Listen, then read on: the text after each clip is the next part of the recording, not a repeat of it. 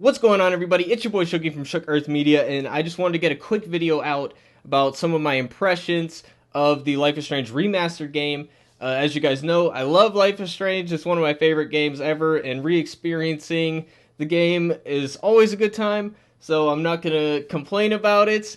But, I've been critical of the lighting and some of the coloring that was shown in the trailers and stuff, and you guys liked that video. So I just wanted to come on here and say that I have to say, my problems are with the game still apply. And now that I've played the full thing myself, there's some improvements, of course, some texture improvements, some facial animations, and a lot of good stuff in here. But I will say it is a bit buggy. There's some issues with it, and one of my issues here is definitely the coloring still. But the big problem with it is more or less it's an Instagram filter thrown on over the game, and I'm gonna prove it to you guys here because I found a glitch that consistently happens when you play this portion of the game, at least for me.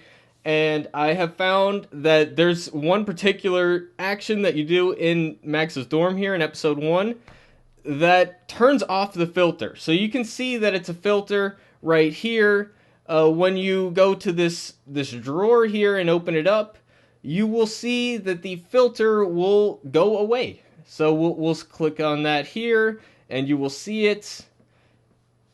I'm waiting for the dialogue, but you guys know my thing. There it is. See, the filter goes away after a certain point, and they do that so that the photo looks right. But it's a glitch, definitely. And when we back out again, you will see that the filter will be put on again. See, that's how it was, and now it's like this orangey tint. So basically, the whole game, more or less, they just threw this tint on. It basically adds a bit of reddish hue to it.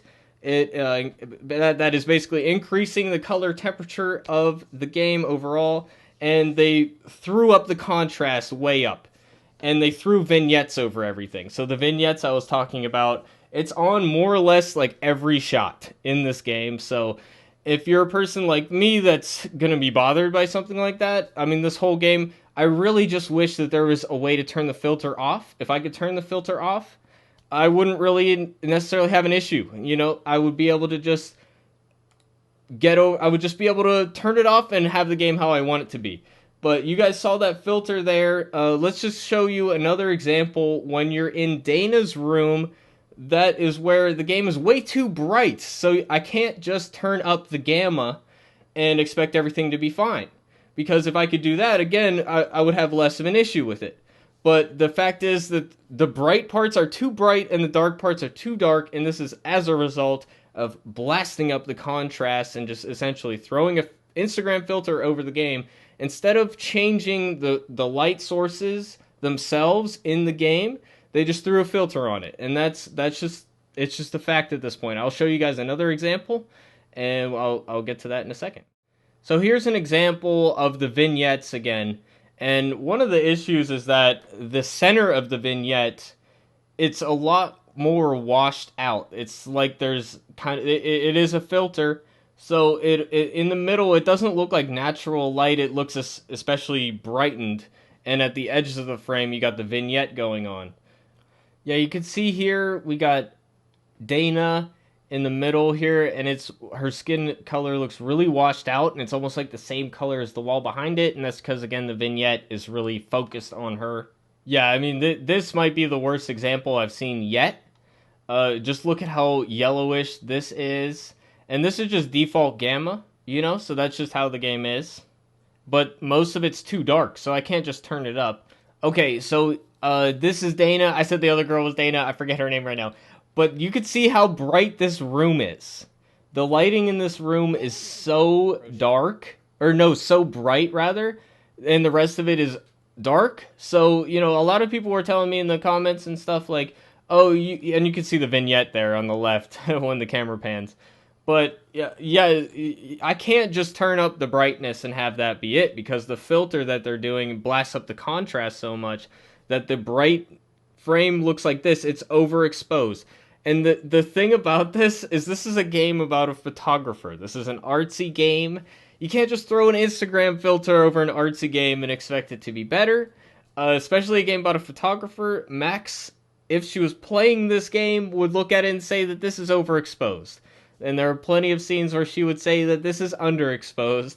Anybody with a basic understanding of photography would know that you can't just throw a filter over the whole game and expect it to work. Now, when you walk into certain rooms, you can see the filter turn on in the same way you saw it with the drawer thing, except it goes from one filter to another. So they do have filters for every room, it seems like, but there's no like transition. So it's not subtle, it just appears. So yeah, it is an issue that affects every scene in the game. So it's not something that I can really just brush off. As much as I love the game, if I could turn the filter off, I wouldn't have this issue. But the fact that it's there, I have to say that. So yeah, that's my opinion right now of the game overall. I can't really recommend it in its current state. I'll have a full review out. I have to play through all of it, and I got to play Before the Storm as well. But also, I wanted to pull up an article from Life is Strange developers and show some other concerns that I have about it. Okay, so this is the Life is Strange official Facebook page, and they have a statement here that they've noted that people are running into bugs. I've experienced many bugs myself. There's a lot of weirdness, especially in the transitions between shots and scenes. There's a lot of pop-in. There's a lot of technical things. We'll get into that with my review. I'll show you footage of all of it from my playthrough. So you guys will see all that. I just want to get this video out real quick because it's going to take me like a week or so to finish the game and do my full review. So I just want to get this out now. But here we have a patch roadmap is what they said. And to me, this game was delayed already. And based on this, it kind of feels like it's a little rushed out. They have a patch roadmap that's going to be coming in an upcoming blog.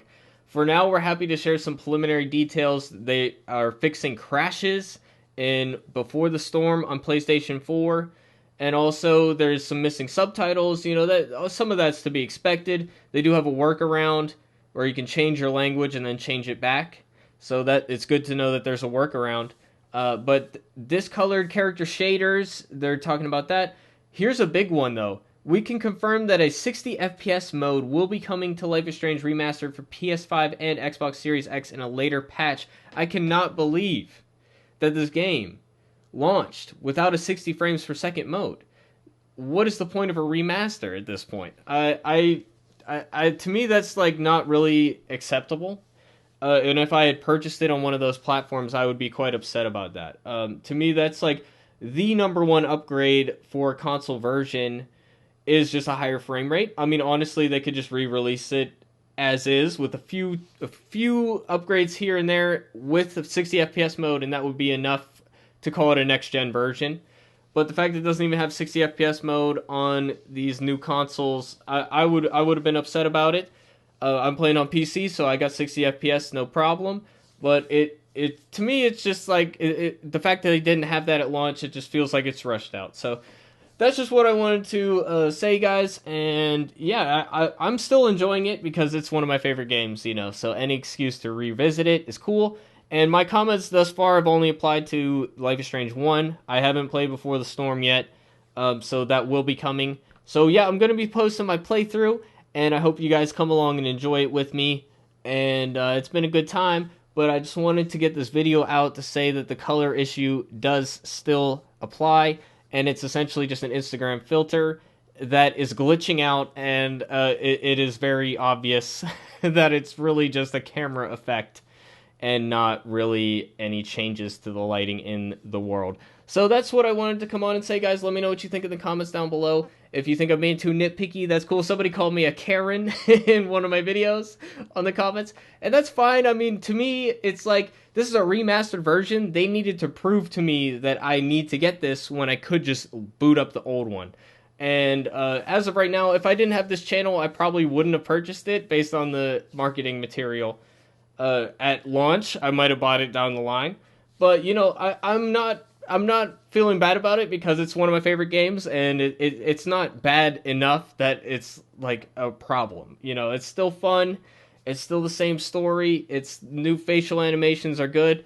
But I just wanted to come on and say that those are my issues with the game so far. So let me know what you think, and hit me with a like if you like, and sub for more Life is Strange content.